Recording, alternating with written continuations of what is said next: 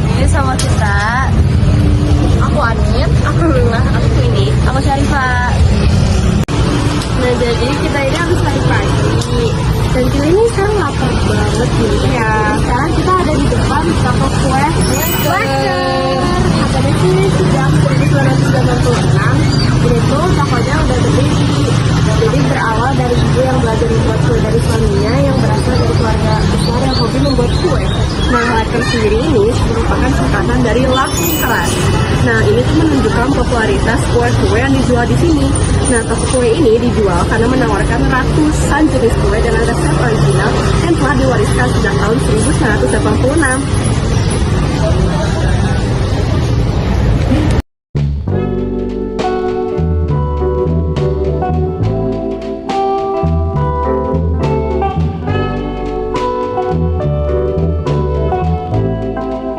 Hai guys, jadi di sini kita udah beli kuenya. Jadi kita beli apa aja guys? Kita beli ini tuh kayak kue terus dibalutin. Dia tuh kayak kue dari Belanda gitu guys. Jadi kayak aku tadi ada namanya tapi kayak kita lupa, soalnya nanti kita lihat lagi namanya apa.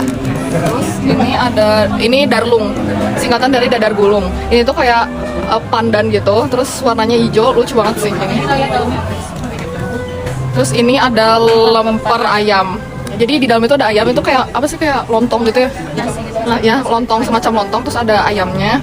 Terus ini ada sus vanilla, terus ini ada apa ya tadi namanya? sus fla gitu. Kan namanya susah gitu. Ini tuh kayak nama Belanda juga guys. Terus ini onde-onde pandan. Yeay. Hai guys, jadi di sini aku mau nge-review sus fla. Jadi kayak ini tuh ditemuin sama Catherine de Medici tahun 1540. Jadi ini tuh emang makanan khas Belanda gitu, karena yang nemuin juga orang Belanda. Dan ternyata pas masuk ke Indonesia juga, ini tuh dengan kayak ada istilahnya tuh kayak kubis sama kol gitu, karena ini bentuknya kayak kol gitu. Terus kalau misalnya di Belanda itu nama istilahnya tuh choux pastry. Jadi kalau misalnya di Indonesia itu namanya flasus, kayak sus fla gitu. Nih, aku mau cobain dalamnya kayak gimana. Nih guys, kita dulu, ini dalamnya. Tuh, ini enak banget sih katanya. Kita cobain. Hai guys, jadi hari ini aku bakal nge-review onde-onde pandan. Nah, ini bentuknya kayak gini. Jadi onde-onde ini tuh aslinya sebenarnya dari Tiongkok dan dibawa ke Indonesia oleh pedagang Tionghoa. Nah, aslinya tuh bernamanya Jian Due dan namanya onde-onde kalau di Indonesia. Nah, kenapa disebut onde-onde? Karena bunyi khas saat digorengnya atau terinspirasi dari istilah lokalnya lah ya. Nah, di onde-onde ini pun isinya disesuaikan oleh lidah lokal Indonesia. Jadi bisa isinya kacang merah, kacang hijau, bahkan sekarang ada yang rasanya pandan loh. Nah, coba kita buka ya sekarang isinya. Nah guys, jadi pertama aku mau nge-review dua makanan gitu. Ini pertama ada bukan poyes, terus sama satu lagi lemper. Jadi pertama bukan poyes ini, dia tuh makanan kayak snack gitu dari Belanda. Jadi sesuai namanya, dia tuh kayak sama bentuknya juga. Artinya tuh kaki kecil kambing gitu. Nah biasanya ini tuh dimakan sama orang-orang Belanda, bagi yang kayak anak kecilnya gitu. Sore-sore pas lagi dingin pakai teh gitu, atau enggak biasanya mereka makan ini tuh di hari Minggu abis ke gereja dan lain-lain gitu. Ya udah gitu, kita coba ya. Nah next ada lemper. Jadi lemper tuh kayak nasi gitu, isinya ayam, karena ini lemper ayam bukan lemper sapi gitu kan. Ini tuh salah satu makanan khas Indonesia yang suka disajiin dari dulu buat kayak di pesta, di arisan. Tapi emang dari dulu ini tuh ciri khas Indonesia banget, alias orang-orang Belanda tuh jarang yang makan ini, karena ya ini tuh istilahnya kayak makanan khasnya pribumi gitu.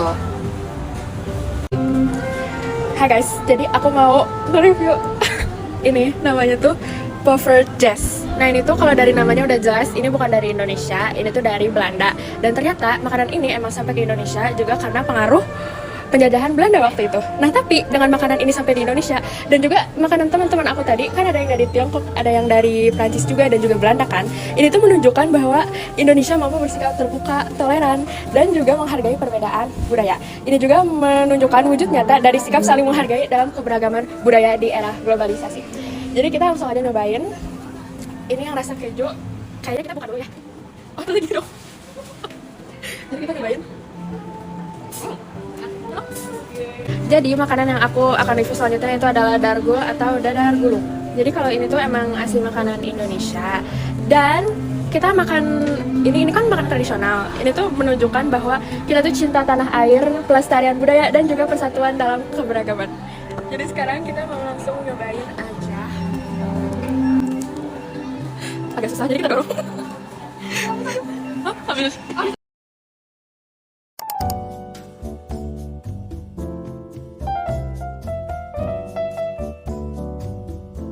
Hai guys, sekarang kita udah di Rosa. Hai Lo, hai Queenie, hai Syarifah. Tungguin perjalanan kita, nanti kita videoin udah. Tour online. Ada dua hal yang bisa kita ambil dari kendaraan ini. Kita punya dua referensi, yaitu Bapak Soekarno yang beliau dituduh telah memori, ada mengusung, ada rumah hantu beragam, masuk ke time zone ya, atau game zone gitu kan ya, lebih senang biasanya ke sana. Nah itu terlihat ada sebuah ujung, itu tempat dirobekannya. Karenanya itu dan Neiskom atau ditulisnya Neiskom. Kita udah selesai naik bandros dan ini AA pembimbingnya.